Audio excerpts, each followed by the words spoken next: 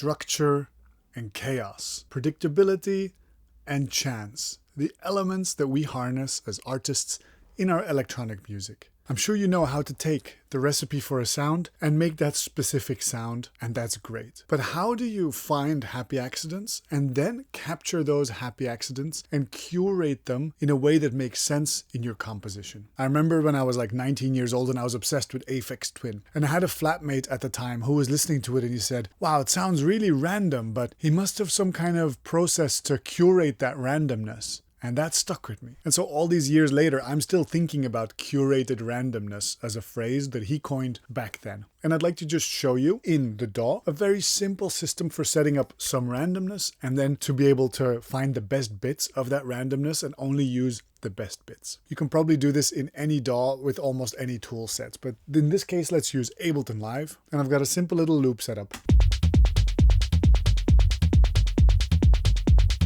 Perfectly good little loop. We're now going to add some excitement. Let's set something up together. Let's make a new MIDI track and a super simple musical pattern. We'll use a simple step sequencer into an operator to make just some simple sine waves. And the beauty of this step sequencer is already that we can start randomizing things. So that's a big win in my book. I'm going to hit random a few times until something good comes out. This is all we need for now because the real engine of our randomness is going to come from this plugin called the Cheat Code by Beat Surfing. This video is not sponsored, but they do live in Brussels like me, so I like them. They're my friends. So this is like a multi-effect unit that processes the sound in many different ways, but one of the beautiful things is that it has a big old randomize button at the top. It has a randomize button per effect. Each one of these little screens is a little effect. And when you hover over it, you can see what the effect does. But you don't have to care that much. You can just hit random and use your ears until something tickles you the right way. We could go to one of these many underdog presets, but maybe I'm biased. Let's maybe go to a non-underdog one, Meltdown. Okay, we've warped the sound. Let's randomize. Let's try maybe Lost Shimmer and see what comes out. Interesting. Actually, let's do a bit more of a sparse pattern.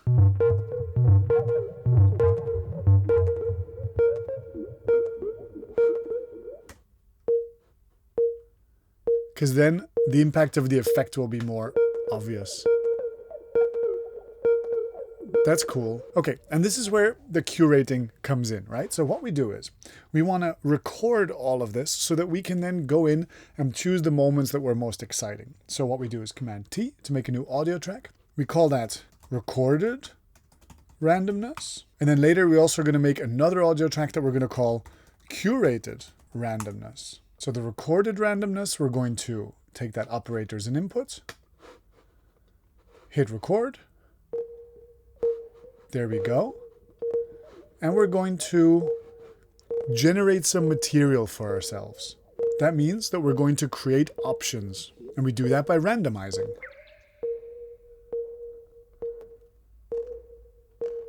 In the background, we're recording this. So we can later go back and find the moments that we found exciting.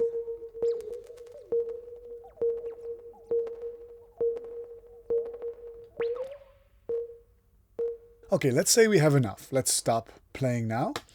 Now you might be thinking, okay, we've overdubbed ourselves in the recording. No, we haven't. If we do Command Z, it moves this back. But if you look into the clip and you zoom out, boom, everything that we've done is still there. So we can go zoom out. And our goal now is to take elements from the recorded randomness and put it onto the curated randomness timeline. So let's audition some elements.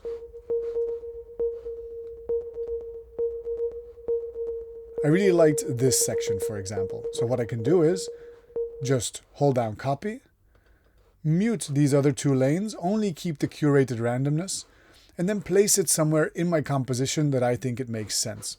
So let's listen to my composition again. Now let's add our curated randomness.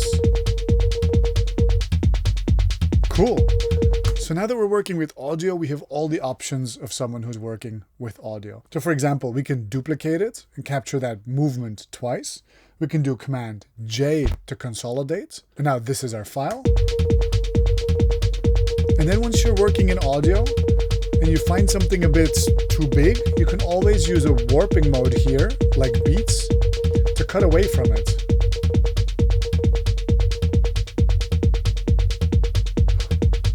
And there we go.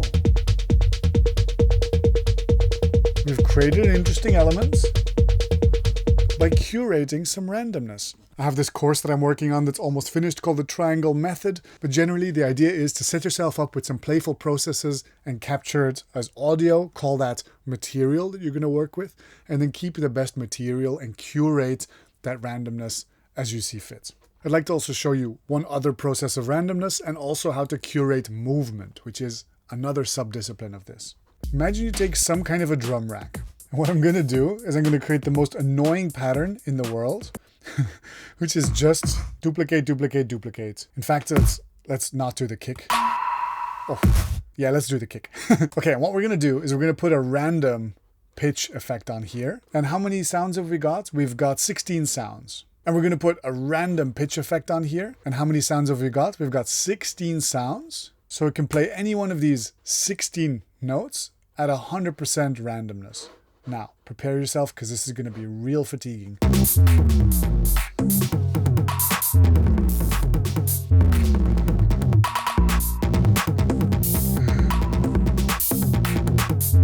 I hate it. Let's try a different kit.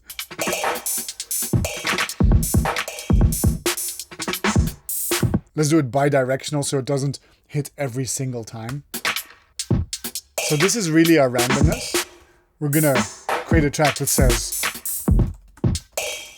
recorded randomness. And we're going to record this until something happens that we like. Bonus points for putting this again through something like the cheat code. Randomness on top of randomness.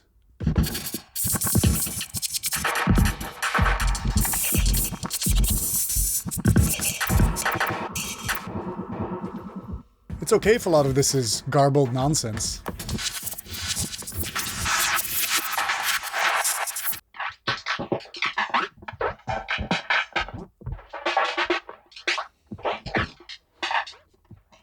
Okay, let's pause it there. Surely there's something in there that's kind of cool. It even just sounds like that.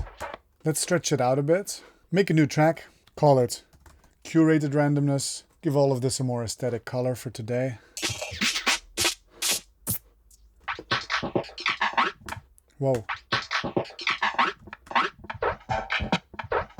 How about this section? Let's copy that over. And now, once it's audio, of course, we are responsible for placing it somewhere on the timeline, right? So, I love that.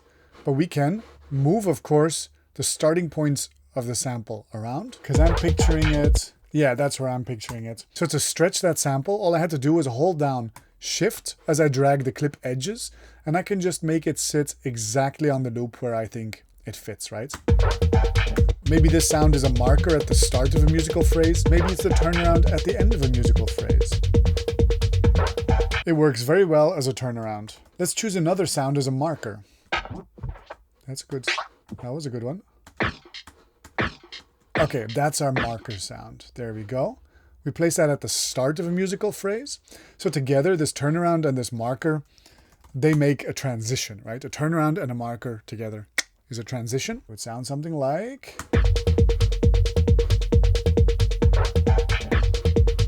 There we go.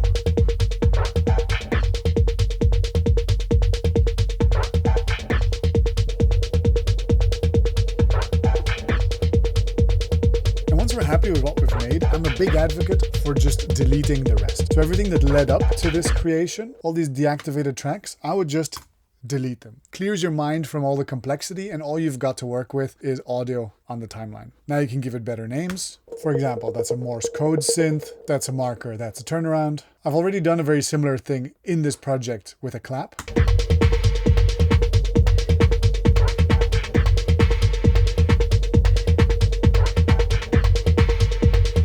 And And there we go. With some simple processes, we can generate endless musical ideas, musical material. All we need to do is generate some musical options into some randomness, curate that randomness, and this is what comes out. For those of you who are interested in more, for example, in curating movement, let's do a very similar process where we take any basic sound and inject some movement.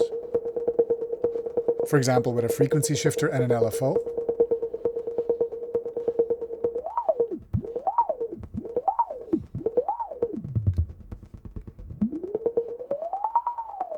We make it nice and long.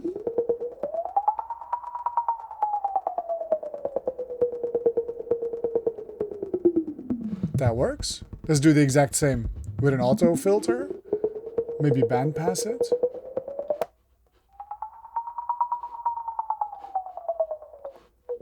Okay, so let's say this is a pattern that sometimes sounds really good.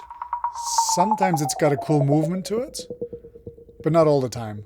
How do we get this nice movement into our project? Well, with the same method, we're just going to record this somewhat random movement, and then we're going to take control of the audio afterwards. Let's say that's done, and we can now go curate the best bits.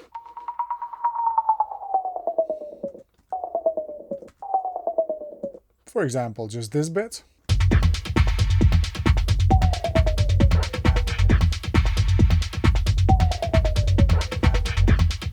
We can remove all the effects of the original.